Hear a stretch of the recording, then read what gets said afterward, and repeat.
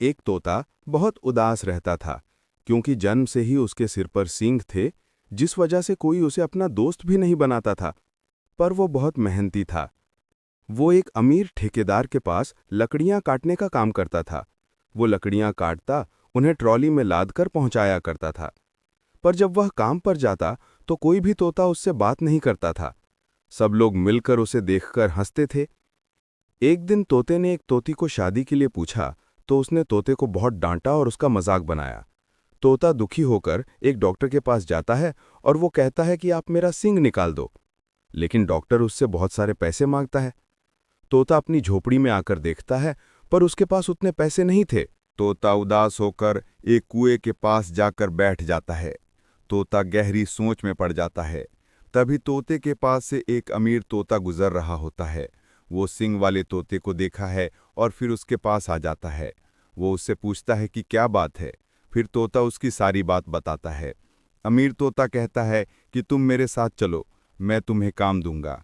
अमीर तोते की बात सुनकर सींग वाला तोता उसके साथ चल देता है। अमीर तोता उसको अपने घर ले जाता है और उसको काम देता है। सींग वाला तोता अमीर तोते के घर रहने लगता है। उसकी गायों की देखभाल करता, उन्हें खेत में घास खिलाने के लिए ले जाता। वो घर पर गायों का दूध निकाल करता और गायों की अच्छी तरह से देखभाल किया करता था। वो गार्डन में झाड़ू लगाता, साफ सफाई करता और उसके घर में कई तरह के काम करता। वो मटके से पानी भरकर लाता। एक दिन अमीर तोता कहता है कि मुझे तुमसे एक बात करनी है।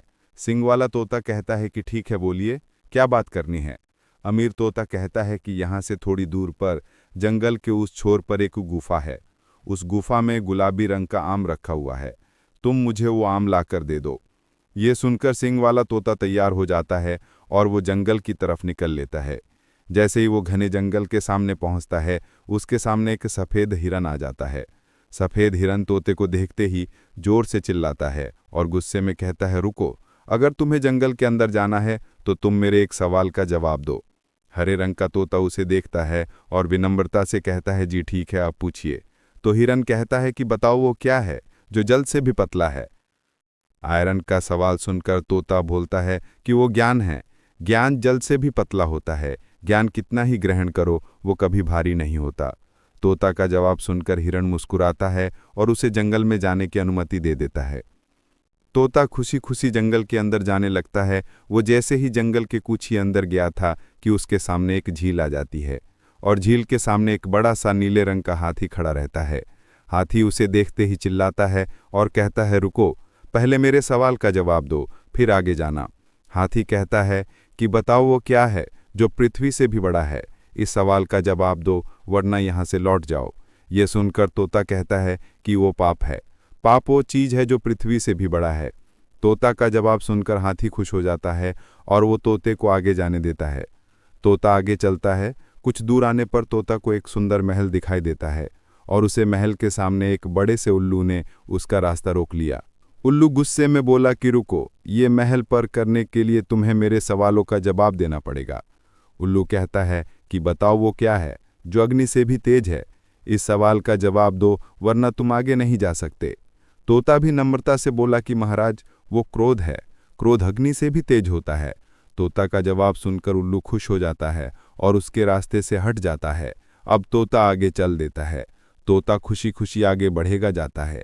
थोड़ी दूर चलने पर एक बड़ी सी पहाड़ी आती है और उसे पहाड़ी के सामने से एक गुलाबी रंग का बड़ा सा गाय निकलता है और वो चिल्लाते हुए कहता है कि रुको, पहले मेरे सवालों का जवाब दो। वो क्या है जो काजल से भी काला होता है। मेरे इस सवाल का जवाब दो, वरना इससे आगे तुम नहीं जा सकते। ये सुनकर तोता भी नम्रता से बोलता है कि वो कलंक है। कलंक वो चीज है जो एक बार लग जाए तो वो काजल से भी काला हो जाता है। तोता का जवाब सुनकर गह खुश हो जाता है और वो उसको आगे जाने देता है। तोता आगे बढ़ता है।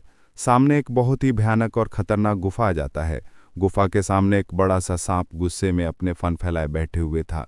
जैसे ही वो तोता को देखता है, वो बहुत क्रोधित हो जाता है और वो उससे बोलता है कि तुम यहाँ तक आ गए, अब मेरे सवाल का जवाब दो, वरना यहाँ से जिंदा वापस नहीं जाओगे। तोता भी नम्रता से कहता है कि पूछिए, आप क्या पूछना चाहते हैं। सांप कहता है कि बताओ वो क्या है जिस पर हम कभी नियंत्रण नहीं कर सकते। सांप का सवाल सुनकर तोता कहता है कि वो मन है और माँ पर हम कभी नियंत्रण नहीं कर सकते, क्योंकि मन हमेशा कुछ ना कुछ सोचता ही रहता है और मैन किसी के वश में नहीं होता। ये जवाब सुनकर सांप उसके रास्ते से हट जाता है और तोता गुफा के अंदर जाता है। तोता जैसे ही पिछला खोल के आम निकालने वाला था, तभी उसके सामने एक बड़ा सा लाल मोर आता है। मोर गुस्से में बोलता है, रुको, तुम इसे नहीं छू सकते, पहले मेरे सवाल का जवाब दो, वो क्या है जो सत्य है? ये सवाल सुनकर तोता कहता है कि वो मृत्यु है, और मृत्यु ही एक ऐसी चीज है जो सत्य है। तोता का जवाब सुनकर मोर खुश हो जाता है और वहां से चला जाता है। तोता गुलाबी आम निकालता है और अपने हाथों में लेकर जैसे ही आने वाला होता, तभी उसके सामने एक भयानक चुड़ैल आ जाती है। चुड़ैल तोते से कहती है कि तुम इसे यहां से नहीं ले जा सकते, पहले मेरे सवाल का जवाब दो, तुम ये बताओ कि वो क्या है जिसे हम देख नहीं सकते लेकिन वो हर जगह मौजूद है। ये सुनकर तोता कहता है कि वो ईश्वर है। भगवान को हम देख नहीं सकते लेकिन वो हर जगह मौजूद है। तोता का जवाब सुनते ही चुड़ैल एक सुंदर परी के रूप में आ जाती है। चुड़ैल तोते से कहती है कि तुम बहुत ही बुद्धिमान हो। वो तोते को आशीर्वाद देती है और वहां से चली जाती है। तोता आम लेकर खुशी खुशी जंगल के रास्ते से घर लौट जाता है। तोता जैसे ही घर पहुंचता है तो अमीर तोता उसका इंतजार कर रहा होता है। वो सींग वाले तोते के हाथ में आम देखकर बहुत खुश होता है। वो तोते को अपने गले से लगा देता है और वो जब 7 साल की थी तभी से इस बीमारी स्थिति में है। ना खाती है, ना पीती है, ना बात करती है, दिन रात बस सोई रहती है। मैं उसका बहुत इलाज करने की कोशिश की पर यह ठीक नहीं हुई। तभी एक महात्मा ने बताया था कि जो भी उसके पास वो आंवला देगा और इसे खिला देगा तो मेरी बेटी ठीक हो जाएगी। ये कहकर तोता ने आम अपनी बेटी को खिलाया और उसकी बेटी तुरंत ही ठीक हो गई। वो उठी और बैठ गई। अपनी बेटी को अच्छा देखकर अमीर तोता बहुत खुश हो गया। उसने सींग वाले तोते का बहुत ही धन्यवाद किया। एक दिन सींग वाला तोता गार्डन की सफाई कर रहा होता है। तभी अमीर तोते की लड़की उसके पास पहुंचती है और कहती है कि तुम मुझे बहुत पसंद हो, मैं तुमसे शादी करना चाहती हूँ। ये सुनकर सींग वाला तोता कहता है कि माफ़ करें, आप मेरी मालकिन हैं और मैं आपका नौकर हूँ। मैं आपसे कभी शादी नहीं कर सकता और हमारी शादी को कोई मानेगा भी नहीं। ये सुनकर वो कहती है कि आप चिंता मत करो, मैं अपने पिता से बात कर दी है और वो हमारी शादी के लिए मान गए हैं। अमीर तोता शादी की तैयारी करता है। तोते से कहता है कि अब तुम दोनों शादी कर लो और अपना घर बसा लो। ये सुनकर तोता हाथ जोड़ देता है और कहता है, मेरा एक काम बाकी है, मैं उसे करके आता हूँ। और तोता वहाँ से चला जाता है। तोता अपने टूटे हुए घर में आता है और लोगों से हाथ जोड़कर कहता है कि आप लोग मुझे आगे बढ़ाएं, मेरी स्थिति ठीक नहीं है, आप लोग मुझे सपोर्ट करें ताकि मैं अपने घर को अच्छे से बनवा सकूं और अपनी पत्नी को अपने घर ला सकूं, और मेरे वीडियो को लाइक शेयर सब्सक्राइब करें।